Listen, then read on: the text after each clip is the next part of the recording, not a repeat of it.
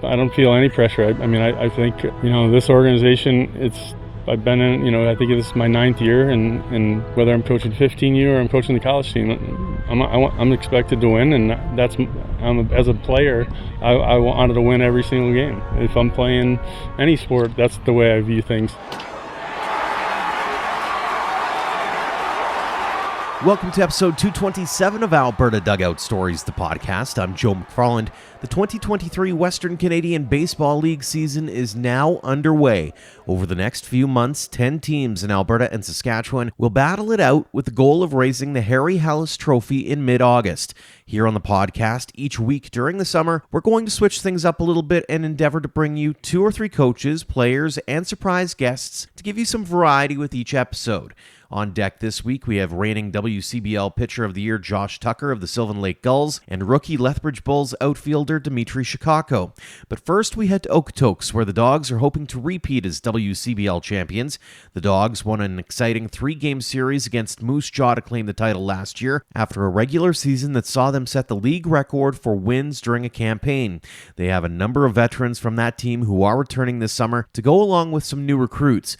However, one familiar face won't be returning to the dugout this year, as head coach Mitch Schmidt announced during the offseason he was taking a health-related break. Hello, Okotoks Dogs friends, family, and fans. Coach Schmidt here, reaching out from Omaha to everyone in the Okotoks area. Some of you have heard the rumblings that I will not be able to make it back to Okotoks this summer. This is true. I will be on medical leave. Coaches Dave Robb, Andy Peterson, Joe Sargent, Lou Pote, and I have been working hard all off-season with recruiting to make sure that we have all the right dogs on the field to bring Okotoks another championship. Lou will fill my chair as manager while I'm on medical leave. I feel extremely comfortable handing the reins over to Lou. I know we'll do a fantastic job. I wish you all the best of luck. Go Dogs. As Big Bear pointed out, Lou Pote will be taking the reins this summer. Our Ian Wilson was in attendance for the Dogs Media Day on Thursday and chatted with the former MLB hurler, starting with those initial phone calls with Schmidt. I believe it was in October. He had called me and had this plan that, he's not going to come back and be able to come back this year. And he asked me to, telling me, you're the guy that needs to step in and do it. And I was like, at first a little bit hesitant, and then, a couple back-to-back phone calls from him, just kind of, I don't know, just it basically asked me and wouldn't leave me alone, and it was something that, I felt like I didn't want to let him down. I didn't want to let the organization down, and I'm a baseball guy, so it's a challenge, and I look forward to it, and just want to kind of keep the bus running, keep the train running, whatever you want to call it, and hopefully hang another banner, get another ring. You step into a situation where the assistant coaches around you, it's pretty stable. You got a lot of returning players from the championship team. Talk about just stepping into that situation where it's not just kind of coming in cold and no help help along the way. Yeah, as far, with the players, a lot of returning guys that have been through the league, and won couple championships. And then with DR and Joe and Andy, it's the same thing. They know the ins and outs of the league from a day-to-day basis, and they faced a lot of players, the guys that are going to be on different teams. So just the ability to lean on them and just it makes my job a lot easier, along with having a lot of veteran players and core players that have been on championship teams. It's easier. You've been around this organization for a while now, coaching younger ages. Just talk about making that transition from a younger player to the age group that you're seeing now. I always tell, when as a coach, I think you're not doing your job if you make the game seem easy to players, because it's not, and that's something that I've really thought that I forget where I heard that from. Somebody say it at a convention, and it just hit home, because it's not, and it's tough, and so being able to talk to them about it, because I've been through a lot of the struggles, the struggles that they've been through, and our coaching staff has been through the struggles, and I think that's the thing that our guys in the past have been. They're allowed to be themselves and go out there and play and have fun, and I think as a coaching staff, when you understand that and the team sees that, it just makes it a lot easier. Talking earlier about pressure, and it's a little bit funny to think that someone who's pitched in the major leagues, has a World Series ring, would find this to necessarily be a pressure-packed situation, but there's the pressure of expectations in terms of the success recently with the Dogs. How do you, I guess, use that pressure, or how do you view any pressure that may be in this scenario? I honestly, I'm a fun guy. I don't feel any pressure. I think this organization, I've been in, I think this is my 9th year, and whether I'm coaching 15U or I'm coaching the college team, I'm expected to win, and as a player, I wanted to win every single game. If I'm playing any sport, that's the way I view things. So there's an expectation, and I understand that 100%, and it's not held any higher than my standards of wanting to be the best and be a part of another championship. So it's just fun, man. It's a baseball field. We got to come out here, and I just got a closer seat to the action this year. Mitch Schmidt is a huge personality here. He has been a big personality over the last few summers. Maybe contrast the coaching styles of the two of you. I think it's similar. He's way more. He's a lot louder than I am, right? Where I remember sitting in the stands, and I'm on the third base side, and I can hear him laughing, right? So you probably won't hear me as much. Well, I won't guarantee you 100% you won't hear me as much, but I think it's the same. The same mentality. He expecting to win. Having your players ready to play at any point, right, and just communicating with them, for them to be ready, whether it's at the beginning of the game or at the end of the game. But I think the biggest similarity is we both love to have fun. Yeah, awesome. Lou, thanks for this.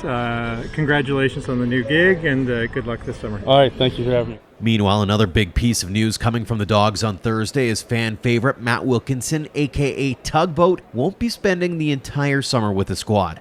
The hard-throwing southpaw, who picked up the final outs in last year's championship and the tabbed opening day starter this summer, will be heading to Chatham of the Cape Cod League in the not-too-distant future. It's a big step for the Ladner BC and Dogs Academy product, who is one of the best JUCO arms across the U.S. this spring, going 10-2 with a 1.07 ERA in 16 appearances for Central Arizona College, striking out 136 batters in just 84 innings. Matt, you're back at Siemens Stadium. Last time you were here, you got the last out, won a WCBL championship. How's it feel to be back? That's cool, for sure. It's good to be back, a little earlier than I expected, but it's always good to come back to a place like this. So, it seems like the last couple of years, you've just been on fire. Like, you've been I'm not trying to blow smoke, but the numbers don't lie. You've been pitching very well. Coming off a season that saw you pitcher of the year south of the border. Just talk to me about how you're feeling when you get on that mound. It just seems like everything's been clicking for you for a while now. What I've been able to develop at a young age is just having confidence and believing in everything you do, and it goes a long way. You put your mind to something you want to do, and you'll be able to do it. Just honestly pitching with confidence, just not being scared of anyone, no matter who you face. So proved it this year, but still a lot more to go, and I'm excited for it. Of course, we only see the end result. We see you come in the ninth. Here, I know you're a starter as well. You can be comfortable pitching in any scenario. But talk to me a little bit about the hard work that goes into where you're at in this stage of your career. What kind of stuff are people not seeing, either in the weight room or diet or any of that stuff? Just comes down to just having a plan, just staying true to your plan. I'm not the best at the stuff, obviously I'm not, but just staying true to your plan and just staying consistent to the same plan to get you better and prepare you for the best. So just staying for that, just staying healthy. So just so you know, on the mound as well, like you're an emotional guy. Tell me about how you harness that emotion in an effective way, because sometimes that can be, your emotions get out of control. Yeah. That can be a bad thing too. Yeah, but for sure, just pick your times, pick the right times to do it for sure. But this year when I was starting, I was completely different. No emotion. Just you're out there for 7, 8 innings, not just for one. So you got to keep yourself in it a little bit longer. But that's a summer ball vibe type of thing. I'm not doing that at school, but when I'm here, I will for sure. Yeah. Any expectations or goals for you for this summer? What's other than win a title? Obviously, that's always the goal. Well, I have a little bit of a different summer planned. I'm only here for 2 weeks, and then I'm actually heading out to the Cape Cod. Okay. Cape Cod Baseball League. It was an opportunity I couldn't turn down. Yeah. So I'm gonna for sure challenge myself against the best hitters and the best players in all college baseball. So I'm excited for it. But hopefully, just get myself ready for ASU next year. And then if the draft comes, the draft comes. If not, then I go to ASU, and I'm excited for that. How did the Cape Cod opportunity come along? My advisor, my agent, I signed with Tristan Peters. Yep. Advisor and stuff like that, and they helped me out a lot. They got my name out there a lot more, and so they've helped me out awesome. a whole lot. Yeah. Right, let's have some fun questions. Favorite MLB team? Los Angeles Dodgers. Okay. Favorite MLB player? Clayton Kershaw. All right. See a pattern here. Is Kershaw the guy that you also like to emulate your game after, or are there other pitchers that you look at that you try and mimic? Kershaw obviously, but he's got his different windup and stuff like that. But I'd say the one I'd try and just like a modern day Mark Burley kind of vibe, you know what I mean, stuff like that. But pitch clock. What do you think? Some of the new rule changes. Obviously the bigger bases don't impact pitchers quite as much. But what do you think of the MLB changes that they've implemented? I don't mind it.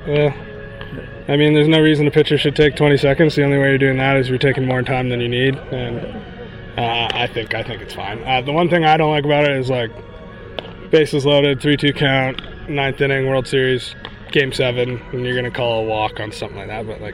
But other than that, I think there's nothing wrong with the pitch clock. Do you tend to? I should probably know this from watching it, but do you tend to work pretty quickly, or do you like to take your time, or does it depend? There's moments like you got to slow yourself down, falling behind 2-0 and slow down. But if you're up 0-2, there's no point of slowing down, right? So you already got so much advantage. With the shorter stay here, do you have any goals in terms of just dealing with talking to some of the younger guys, or acting in that capacity in terms of mentorship, or I don't know, just anything like that? Have you thought about that at all? Yeah, for sure. Just let these guys know like how truly special it is to play for a team like this. The fans really do treat you like gold, and there's no better place to play college baseball than here. Sylvan Lake maybe giving us a run, but I'm still behind on the Okotoks Dogs for sure. But what does this stadium and this fan base and this program mean to you? A lot.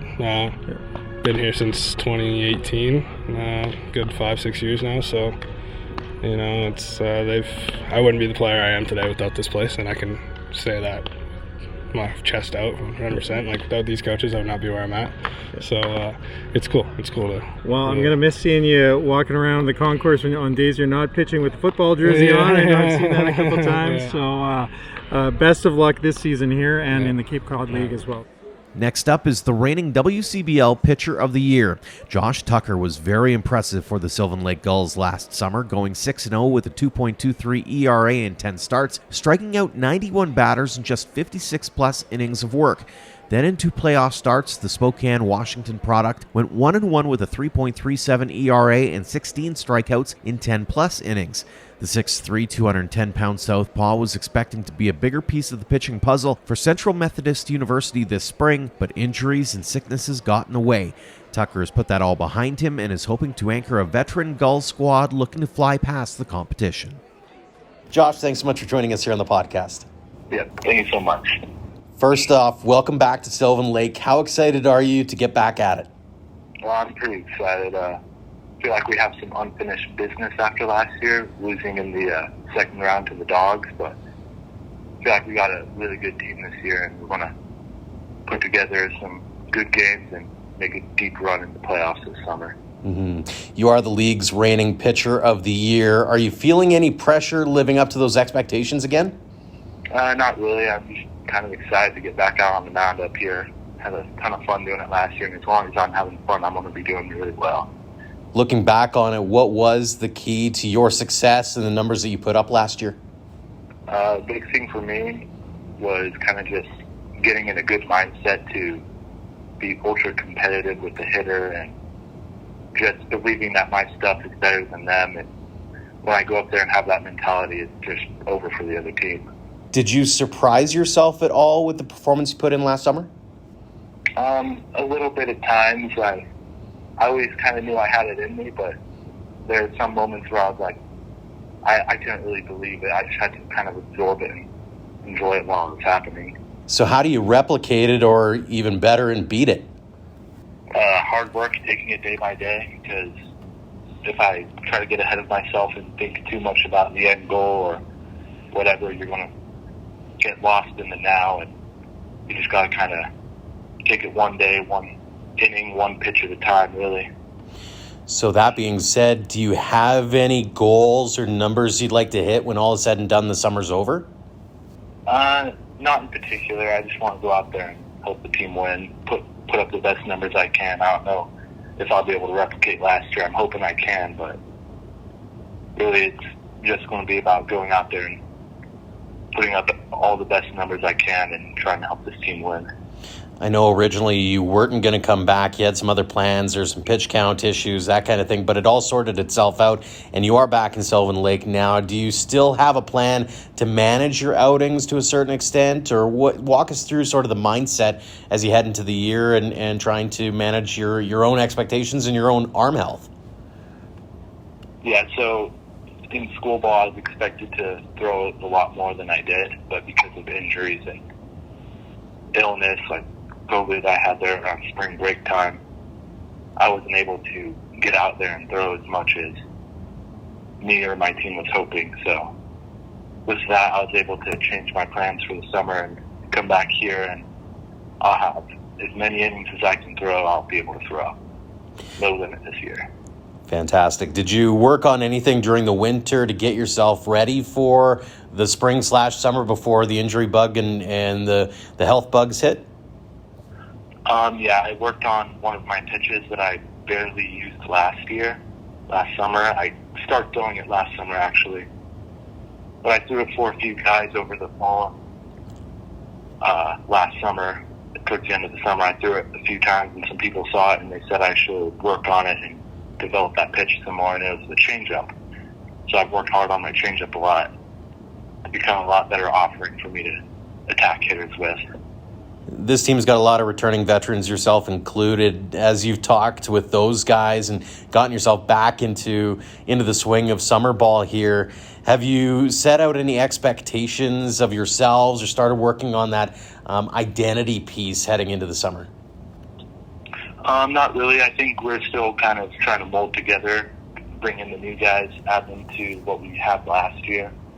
Obviously, it's not going to be the exact same as it was last year culturally, but I think we're going to try to shoot for something similar, try to get a good group together and get a feel for everything before we dive too deep into anything.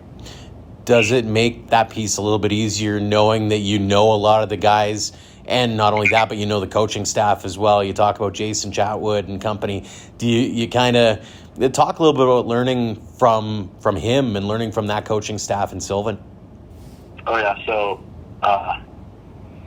that's the reason I actually originally came up here last year, because I knew the pitching coach.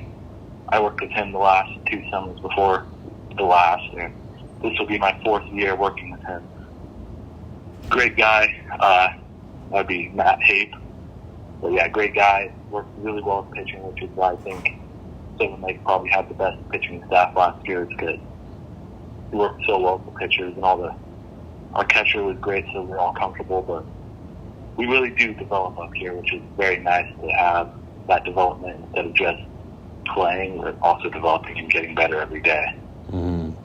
Speaking of that staff, one guy who's had a lights-out spring so far is Tyler Boudreau, and that means between you and him, that's a pretty big 1-2 punch returning to the Gulls lineup. How excited are you to see him and some of the other guys on that staff throw their stuff?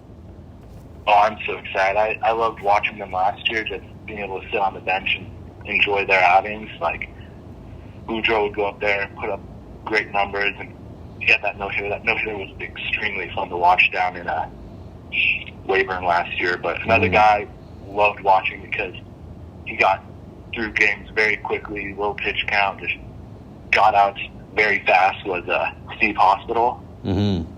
So much fun to watch him because there's just you knew when he was on the mound, you were getting to go home early that night. So quick, easy day at the ballpark.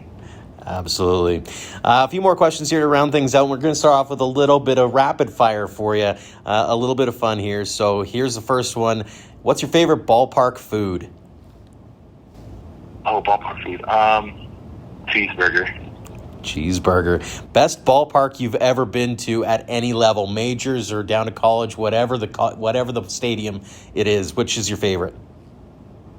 AT&T Park, or I guess it's Oracle Park now in San Francisco. I really like that one. Any reason why? Just my favorite team. It's right there on the San Francisco Bay. Really nice view and everything. Third question, your go-to pregame musical jam? Ooh, shoot. Probably anything classic rock. I really enjoy classic rock. Sometimes I'll listen to rap, but other than that, it's usually just classical rock. Love it. I'm a rock guy myself, so I'll take it. Your favorite baseball memory? A few summers ago, I threw a no-hitter in North Dakota. That was a really good one. 7-inning no-hitter, 14 strikeouts. I remember that one. That was a really good day. Yeah, it sounds like a pretty good day. Finally, your hero, whether it be in baseball or in life? Probably my hero in baseball would be, growing up, it was Madison Bumgarner. I really enjoyed watching him, especially in the 2014 World Series. So I'd always kind of try to replicate my mentality and just bulldog mindset on the mound after him. Very cool. And how about in life? Shoot, probably my brother, twin brother. The last couple of years, he's been in the Army in the U.S. Army. So kind of nice to see him and talk to him every now and then. And yeah, great guy. I had no idea you had a twin brother, so you learn something new every single day with doing interviews like this, and love the rapid fire stuff. Yeah. My final question for you here, it's one we ask everybody here on the podcast. What does the game of baseball mean to you? Kind of means a lot because it's been something I've been doing since I was little. It's always been the dream to move on and play at the highest level, whether it be professional or where I'm at now, college. And it's just kind of my life. I've always loved the game. It's kind of just been the foundation, I guess, of everything I've built on in my life, my morals, what I believe in. Everything I do just kind of revolves around it. So it's really it's what I am. That's a great answer, Josh. Really appreciate the time. Congratulations on all the success you've had to this point in your young career. Best of luck this summer and beyond. And thanks so much for joining us here on the podcast. Thank you so much. And lastly, Dmitry Shikako has added his name to the lengthy list of Albertans who have made an immediate impact at Cloud County Community College. The Fredericton, New Brunswick utility man led the team in batting average at .413 to go along with a .506 on-base percentage, 7 home runs, and 39 RBI in just 41 games. Unfortunately, the Vauxhall Academy of Baseball Products season came to an abrupt end thanks to a hand injury. But it was still good enough of a performance for him to be named a first-team All-Kansas Jayhawk Community College Conference West Division selection and an All-NJCAA Region 6 baseball selection.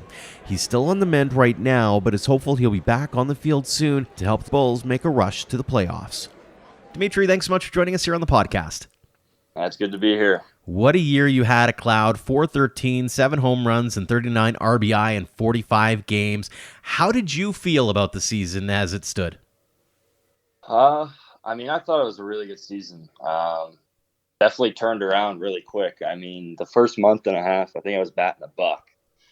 Maybe not even. Couldn't hit water if I fell out of a boat for the first month. So, and really just kind of trust the process, stick it through, you get your opportunities, take them, and went from there. So what was working for you when you finally got things figured out? Really, it's just kind of, I mean, at first I was swinging under everything, and it was kind of just I was trying to force contact. I wasn't getting my swing off. I wasn't being me at the plate, as you could say.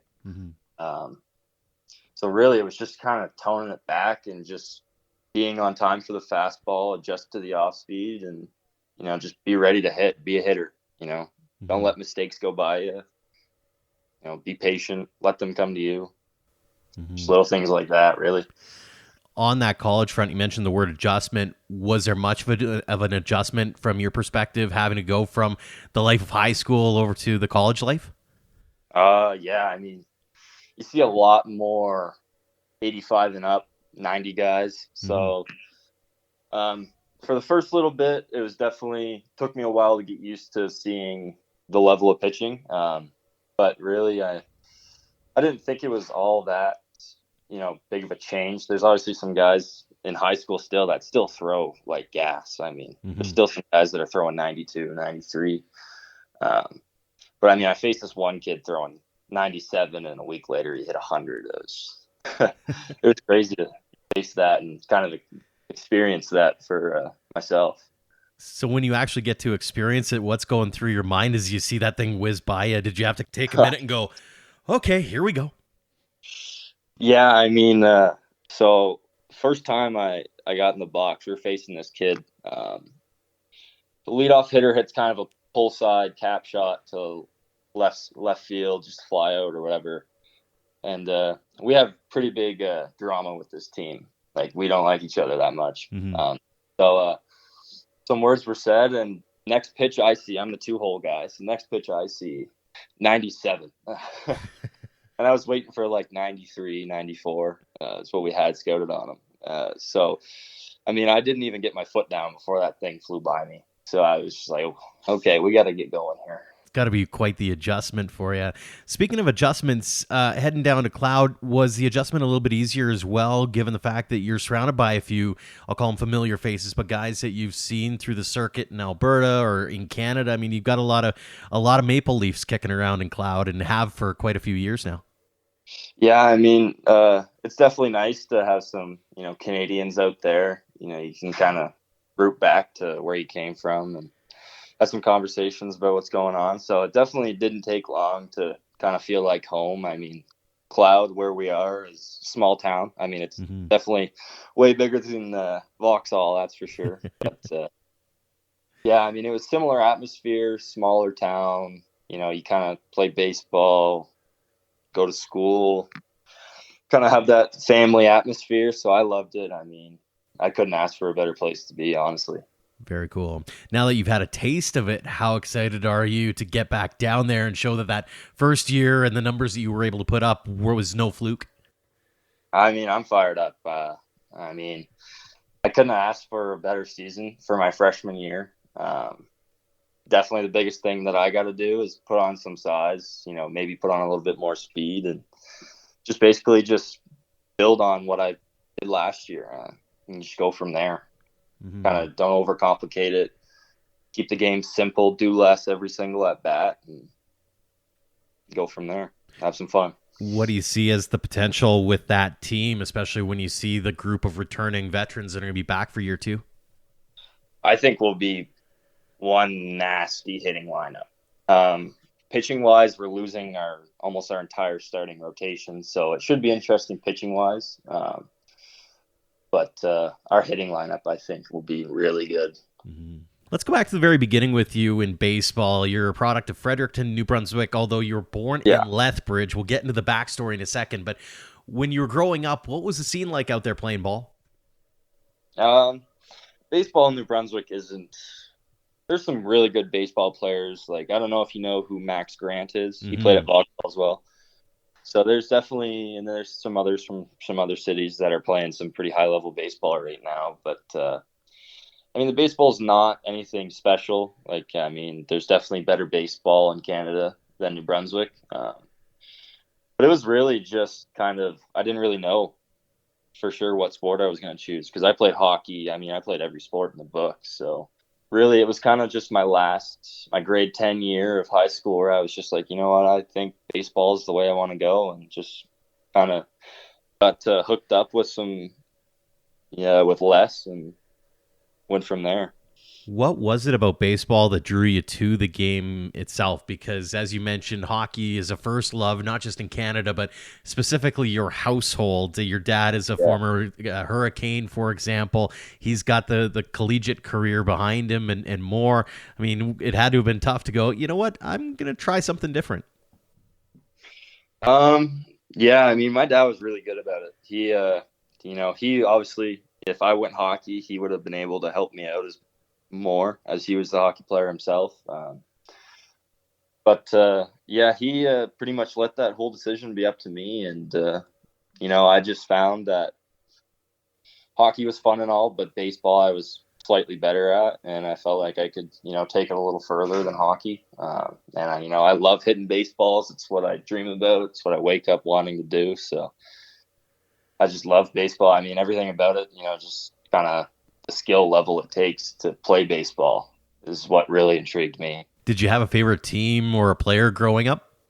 Yeah. I had a few guys. I was a big fan of Jose Bautista, especially when he hit that home run there against the Rangers.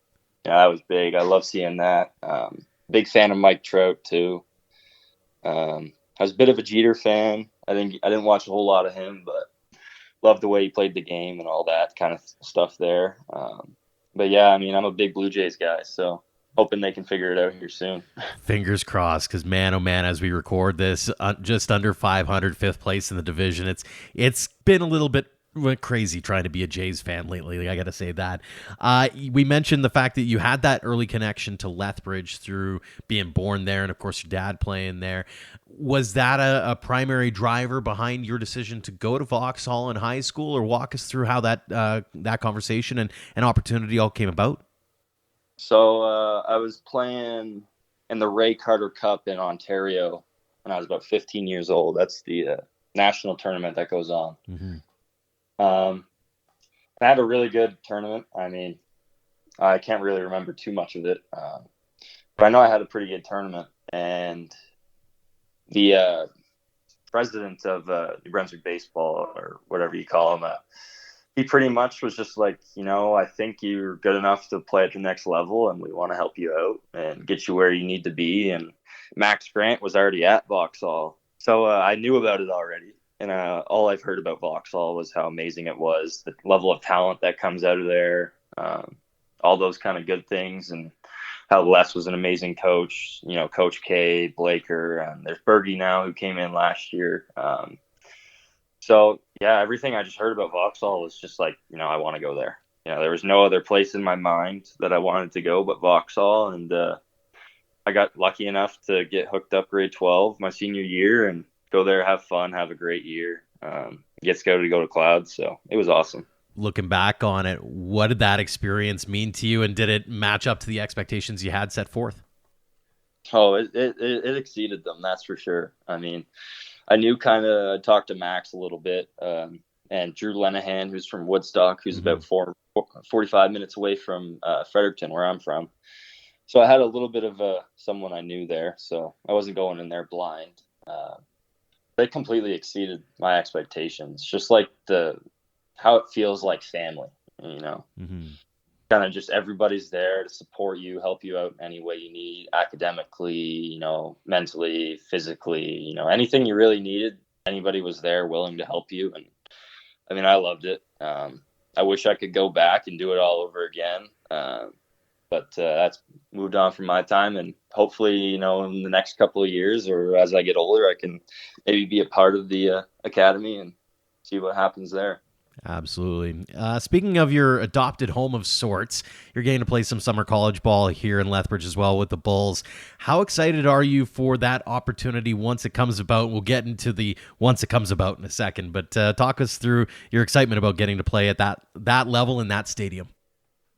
So I played my last ever Vauxhall game as a Vauxhall Jet in Spitz Stadium. So, definitely shed a few tears during the end of that game, saying goodbye and, never being able to put the jersey back on again was hard.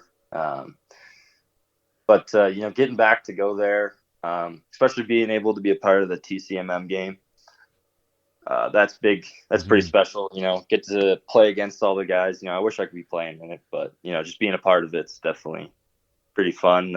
But being able to play with ex-alumni, guys that I played with last year, I think it'll be an amazing summer and be filled with a lot of great memories this year.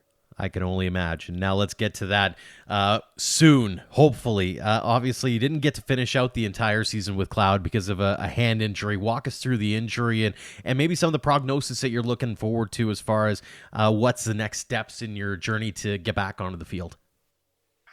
Yeah, so we were playing a 4-game series in our last one of the year before playoffs. So, I'm 6 days out from game 1 of playoffs. And first game, second at bat, I walked, was on first, and stole second. And I caught the guy's foot with my hand and ended up breaking my pinky on my right hand. That's my bottom hand, so I couldn't even swing a bat. I ended up still playing the rest of the day, both games. Kind of the adrenaline kind of helped with that. Yeah. But definitely I knew it right away. I didn't really want to believe it.